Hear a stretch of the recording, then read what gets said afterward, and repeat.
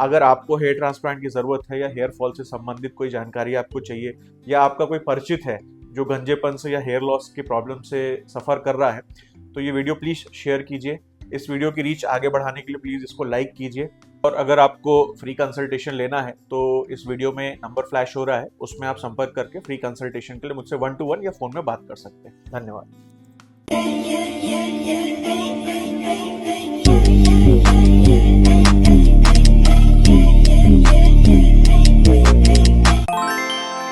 नमस्कार, मैं doctor Saumya Pandey, roots hair transplant clinic Raipur में आप सभी का स्वागत करता हूं।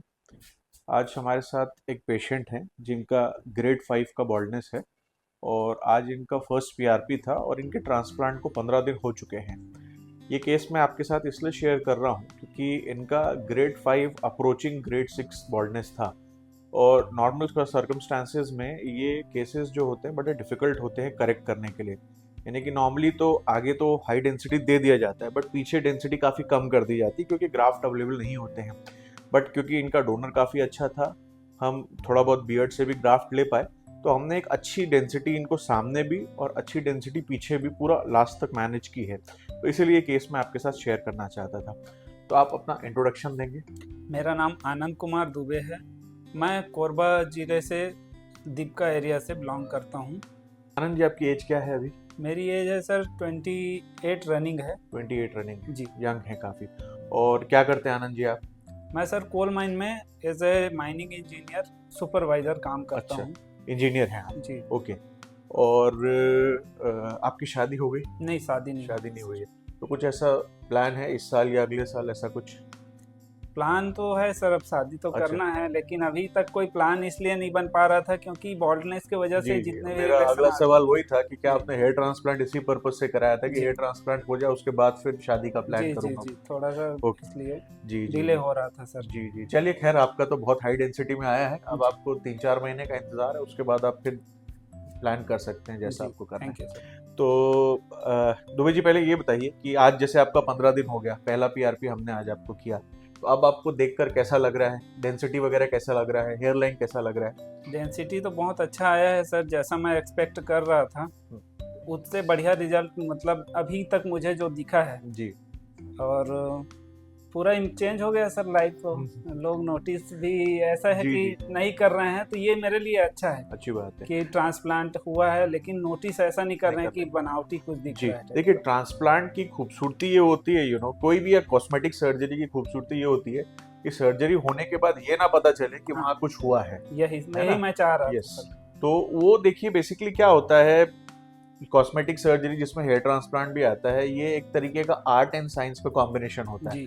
साइंस तो जो हमें ग्राफ्ट निकालना है, लगाना है, आर्ट ये है कि हेयर लाइन डिजाइनिंग ऐसी की जाए या डेंसिटी ऐसी दी जाए जो बाद में बिल्कुल पता ही ना चले कि यहाँ कुछ हुआ है। यानी अभी जैसे आपको कोई व्यक्ति अगर पहली बार मिलेगा तो उसको ये लगेगा कि रिसेंटली आपने मुंडन कराया है और अभी अभी 15-20 दिन हुए हैं, आपके बाल आना चालू हुए हैं, है ना? किसी ने ट्रांसप्लांट आपका हुआ, ये तो बिल्कुल सामने से देखकर नहीं बोल सकता, अनलेस वो कोई डॉक्टर हो जो जानता हो हेयर ट्रांसप्लांट क्या कैसे होता है ना?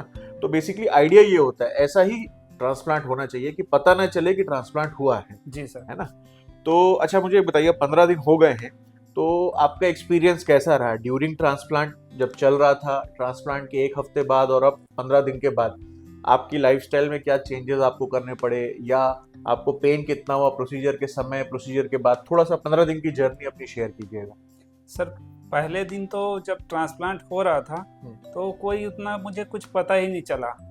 इतना मतलब फ्रेंडली स्टाफ है, इतने अच्छे हैं, और आपसे जो गाइडलाइंस मिला और उतना कुछ मुझे पता ही नहीं चला कि मेरा इतना ट्रांसप्लांट हो रहा है, कौन से ग्रेड का ट्रांसप्लांट है। एकदम ही लाइटली जैसा मतलब लगा जी। मैं सोच रहा था कि बहुत सीरियस मैटर होगा लेकिन कुछ भी पता नहीं चला कि ट्रांसप्लांट कब हो गया। जब मैं घर गया तो वही, अभी तो 1 हफ्ता घर में ही था, 1 हफ्ता 10 दिन लगभग घर में ही था, बाहर नहीं निकला। अच्छा, ये जो ट्रांसप्लांट और हेड वॉश के बीच में जो 7 दिन का समय रहता है जी, उस समय आपको कुछ ऐसा हुआ कि दर्द हो रहा है या बहुत ज्यादा स्वेलिंग आ गई है, ऐसा कुछ? स्वेलिंग नहीं आया था जी, और दर्द जब हेड वॉश हुआ तभी हुआ था। अच्छा, तो मतलब नॉर्मली जब आप 1 दिन से 7 दिन के बीच का आपका जो ट्रांसप्लांट का पीरियड था उसमें आपको दर्द वगैरह कुछ नहीं? दर्द नहीं था। चलिए, अच्छी बात है। नॉर्मली देखिए, हम पेशेंट्स को पेन किलर और एक स्वेलिंग कम करने की मेडिसिन तो देते ही हैं, बट किसी को कम किसी को ज्यादा होता है। जैसे इन्होंने बताया इनको स्वेलिंग बिल्कुल भी नहीं आई, पेन भी बिल्कुल नहीं हुआ। सब पेशेंट के साथ ऐसा नहीं होता है, किसी किसी को हल्की फुल्की स्वेलिंग, हल्का फुल्का पेन हो सकता है, बट वो डेफिनेटली इतना नहीं रहेगा कि आपको परेशानी का सामना करना पड़े। और फिर हेड वॉश के बाद आपने कोई लाइफस्टाइल में चेंजेस किया, या कुछ खाने पीने में परहेज हुआ, या काम करने में कोई दिक्कत आ रही थी? स्पाइसी फूड तो अवॉइड कर रहा था सर मैं। जी। और सनलाइट अवॉइड किया, सनलाइट में नहीं जाना है, डायरेक्ट ज़्यादा टाइम तक रहना नहीं है, पसीना वगैरह नहीं आना चाहिए। ये सब जो प्रिस्क्रिप्शन आपने दिया था मुझे उसमें लिखा हुआ था। जी जी। उसको मैं फॉलो किया हाँ आपने? उसको ही फॉलो किया। और हेड वॉश के बाद जैसे आपने ऑफिस वगैरह अपना रूटीन काम चालू कर दिया? हाँ जी, हाँ जी। तो उसमें कोई परेशानी हो रही है अभी आपको? कोई प्रॉब्लम कोई प्रॉब्लम नहीं हो रही, मतलब अपना सारा काम आपने चालू कर दिया, क्योंकि आप इंजीनियर है, माइनिंग इंजीनियर है, तो आपका सारा काम फील्ड का ही हम कह सकते हैं ना। मतलब आप 8वें दिन से फील्ड में चले गए, आपको कोई प्रॉब्लम नहीं हुआ। चलिए, वो भी अच्छी बात है ना। और इसके अलावा मुझे बताइए, अब आप आगे क्या एक्सपेक्टेशन है आपका, कि आपको लग रहा है कि जैसा आपकी हेयरलाइन 20-22 साल की उम्र में जैसी आपकी थी, वैसी आपको लग रहा है वापस आ जाएगी? बिल्कुल आएगी सर। और मैं यही सब रिजल्ट देख के ही यहाँ के लिए अट्रैक्ट हुआ, क्योंकि प्लान तो मैं बहुत दिन से कर रहा था जी। लेकिन जब मैं यहाँ मिला अपने फ्रेंड से जो यहाँ से करा के गया था, तो उसका रिजल्ट देखा, और जो भी और पेशेंट जो यहाँ आते हैं उनसे मिला, बात किया, रिजल्ट देखा, तो इतना कॉन्फिडेंस तो है कि जो पहले मेरा जो खो चुका था वो आएगा ही आएगा, बेहतर ही आएगा। जी। देखिए, मैं काफ़ी कॉन्फिडेंट हूँ इनको रिजल्ट को लेकर, क्योंकि हमने काफ़ी हाई डेंसिटी में इनको ट्रांसप्लांट किया है, और मैं इतना भी श्योर हूँ कि इनका रिजल्ट काफ़ी जल्दी आ जाएगा। मैं कह सकता हूँ लगभग 5-5.5 महीने में इनका पूरा एरिया आगे से पीछे तक कवर हो जाएगा। ये कंघी कर पाएंगे, जैसा हेयर स्टाइल रखना चाहते हैं वैसा हेयर स्टाइल रख पाएंगे, कोई भी इनको तकलीफ नहीं आएगी। मैं बहुत कॉन्फिडेंट हूँ इनके केस को लेकर। अच्छा दुबे जी, अब तो आपका पीआरपी हो गया है, पहला पीआरपी आज हुआ है, अभी 3 पीआरपी आपको और करेंगे। अब महीने में एक बार आपको हम बुलाएंगे अगले 3 महीने तक, है ना।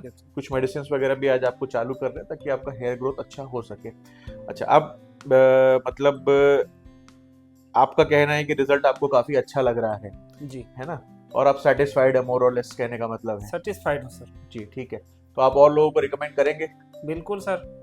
अब जो भी मेरे से जैसे जो समस्या से जूझ रहा है या मुझसे कभी भी पूछता है, तो मैं सजेस्ट क्यों नहीं करूंगा, क्योंकि मैं जैसे सही जगह में पहुंचने में बहुत देर कर दिया, वो मेरी थ्रू जल्दी पहुंच जाएंगे। जी, ठीक है। नॉर्मली क्योंकि आपकी उम्र काफी कम है, 28 साल है, आपकी शादी भी नहीं हुई है, तो मुझे ऐसा लगता है शायद कहीं ना कहीं जब आप अपने आप को मिरर में देखते होंगे तो आपको थोड़ा अच्छा नहीं लगता होगा कि 6-7 साल पहले मैं काफी अच्छा दिखता था, अब बाल नहीं है, शक्ल वगैरह सब ठीक है, लेकिन बाल नहीं है, उस वजह से कहीं ना कहीं पर्सनालिटी में डाउन आ रहा है, थोड़ा तो कॉन्फिडेंस में कमी आती है, जबरदस्ती जहाँ जरूरत नहीं है वहां भी कैप पहन के आपको जाना पड़ता होगा, ये सारी चीजें आप करते होंगे। तो अब आपको ये सारी चीजों का सामना नहीं करना पड़ेगा, ये मेरी तरफ से आपको आश्वासन है। और डेफिनेटली आप अपना खुद महीने दर महीने कॉन्फिडेंस में एक इम्प्रूवमेंट नोटिस करेंगे। जैसे नॉर्मली 3.5-4 महीने के बाद से जब ग्रोथ चालू होता है, तब जब वो ग्रोथ चालू होगा, अभी तो बाल आपके काफी छोटे हैं, जब वो बाल की लेंथ 1.5-2 सेंटीमीटर आएगी, तब आप अपना कॉन्फिडेंस देखिएगा। जो आपका कॉलेज के समय उस समय आपका कॉन्फिडेंस रहता होगा अपने आप को लेकर कि मैं वेल क्वालिफाइड हूँ, गुड लुक हूँ, वो सारा कॉन्फिडेंस 3-4 महीने के अंदर अंदर आपका सारा वापस आ जाएगा। और मैं मतलब ये चीजें बोलता हूँ, लोगों को यकीन नहीं होता है, लेकिन मैं चैलेंज करके बोल सकता हूँ, अभी जो आप अपने बारे में सोचते हैं, कहीं ना कहीं थोड़ा सा एक लो फीलिंग रहता है, यार मेरे बाल चले गए, मैं अच्छा नहीं दिखता हूँ ऐसा करके, 6 महीने बाद ये सारी चीजें आप सोचना ही बंद कर देंगे। जी, ये मैं बिल्कुल दावे के साथ बोलता हूँ। और ये मैं वीडियो आज आपके साथ रिकॉर्ड कर रहा हूँ, आपका 6वें महीने फिर एक बार रिकॉर्ड करूंगा वीडियो, और मुझे आप बताइएगा जो मैं अभी बोल रहा हूँ वो सही हुआ कि नहीं हुआ। ओके सर, ठीक है। तो और इसके साथ कुछ आप शेयर करना चाहेंगे हमारे व्यूअर्स को? बिल्कुल, एक्सपीरियंस बहुत अच्छा रहा। डॉक्टर सर हमारे बहुत अच्छे से सजेस्ट करते हैं, कंसल्ट पहले दिन से ही जो कंसल्ट मिलता है उससे कॉन्फिडेंस तो आता ही, सही गाइडलाइंस मिलता है, और हम एक बेहतर डिसीजन ले सकते हैं कि ट्रांसप्लांट हमें क्यों कराना चाहिए और कैसे कराना चाहिए, तो कहाँ कराना है, इसका पूरा तरह से जानकारी अच्छे से मिलता है। कोई जल्दीबाजी नहीं रहता है पेशेंट को लेके कि जैसे तैसे निपटा दिए, ज़्यादा भीड़ है तो नहीं, 1 to 1 हर एक को उतना ही मतलब प्रेफरेंस मिलता है कि वो हर कोई इम्पोर्टेंट है। अच्छा, एक मैं ये वीडियो एक लास्ट टॉपिक एक छोटा सा डिस्कशन करके खत्म करूंगा जी। दुबे जी, आपको कितने ग्राफ्ट लगाए याद है आपको? 5000 ग्राफ्ट का मतलब कमिटमेंट किया गया था आपको, और आपको ग्राफ्ट कितना लगे आपको ध्यान है? ज्यादा ही लगा है सर। जी, मैं बता दे रहा हूँ, इनको एग्जैक्टली लगे 6800 ग्राफ्ट, यानी हमने इनको चार्ज किया 5000 ग्राफ्ट के लिए, और इनको लगाए 6800 ग्राफ्ट्स। क्योंकि क्या होता है, जब हम कंसल्टेशन करते हैं तो हमें ऐसा लगता है कि 5000 में हो जाएगा या 6000 या जो भी ग्राफ्ट रहता है हम एक अंदाजे से बताते हैं।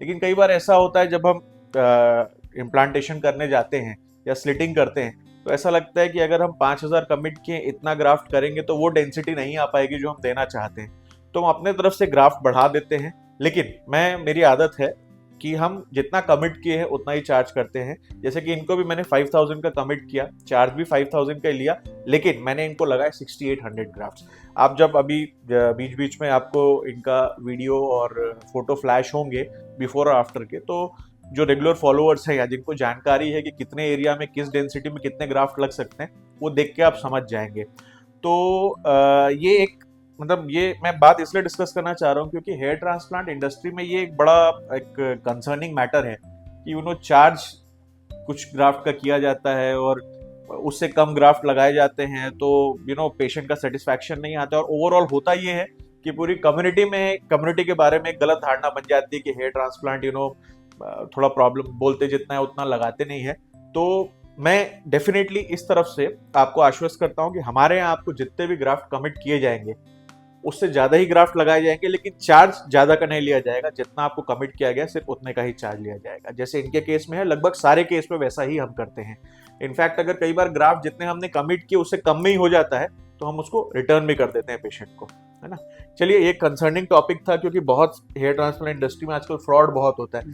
5000 ग्राफ्ट बोलकर 3-3500 ग्राफ्ट लगाकर भेज देते हैं। आप तो गिनते नहीं है, वो तो आप डॉक्टर के ऊपर, क्लिनिक के ऊपर फेथ करके आ जाते हैं जी।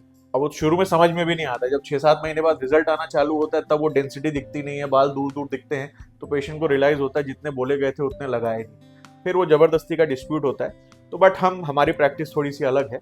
हम जितना बोलते हैं हमेशा उससे ज्यादा ही डिलीवर करने की कोशिश करते हैं ताकि पेशेंट का सेटिस्फैक्शन बना रहे। चलिए, इसके साथ ही मैं ये वीडियो समाप्त करूंगा। और अगर आपको हेयर ट्रांसप्लांट की जरूरत है या हेयर फॉल से संबंधित कोई जानकारी आपको चाहिए, या आपका कोई परिचित है जो गंजेपन से या हेयर लॉस की प्रॉब्लम से सफर कर रहा है, तो ये वीडियो प्लीज शेयर कीजिए। इस वीडियो की रीच आगे बढ़ाने के लिए प्लीज इसको लाइक कीजिए। और अगर आपको फ्री कंसल्टेशन लेना है तो इस वीडियो में नंबर फ्लैश हो रहा है, उसमें आप संपर्क करके फ्री कंसल्टेशन के लिए मुझसे 1-to-1 या फोन में बात कर सकते हैं। धन्यवाद।